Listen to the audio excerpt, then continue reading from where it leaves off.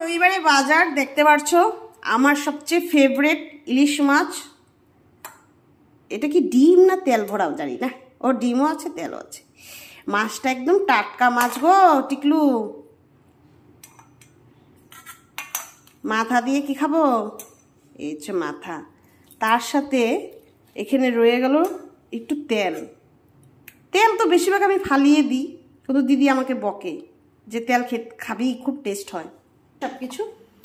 তো সবার ফার্স্ট চলে যাবে লবণ, তারপর চলে যাবে হলুদ, তারপরে দেব জিরার গুঁড়া, ঠিক আছে। তারপরে দিয়ে দিলাম কাঁচা লঙ্কা, তারপর চলে যাবে শস্য যেটা পেস্ট করেছিলাম, তখন দিয়ে দেব তেল।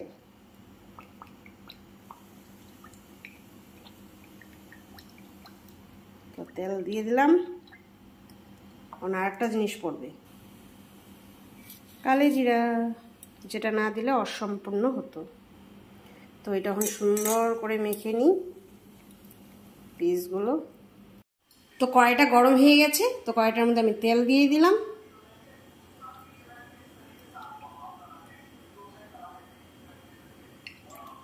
তো এটা এখন আমি দিয়ে দিই একদম লো ফ্লেমে, এই যে বসিয়ে দিলাম।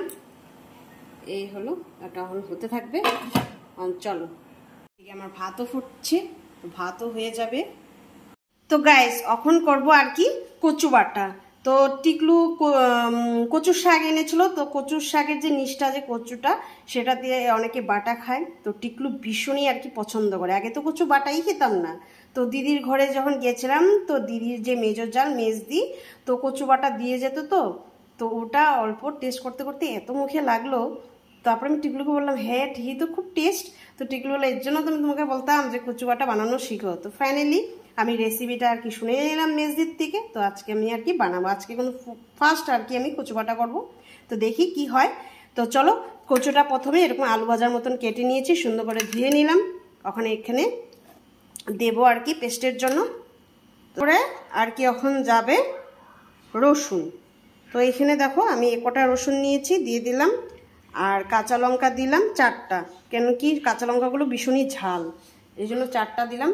আর সাথে দিলাম আর কি সর্ষা, সুন্দর করে আর কি ধুয়ে নিলাম ছাঁকনিতে। তারপরে চলে যাবে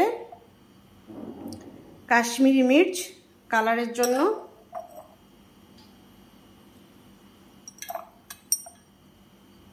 তো চলে গেল কাশ্মীরি মির্চ।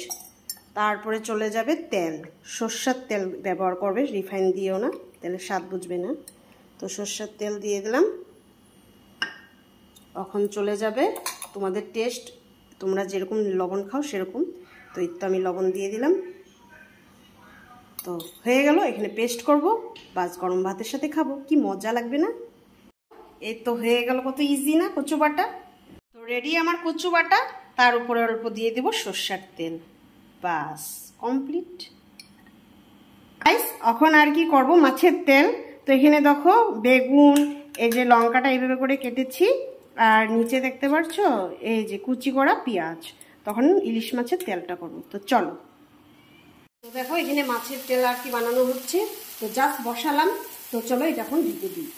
এই হলো মাছের তেল। তো চলো এখন আর কি ভাতগুলো বেড়ে নিই। তো এই হলো কচু বাটা, আহা।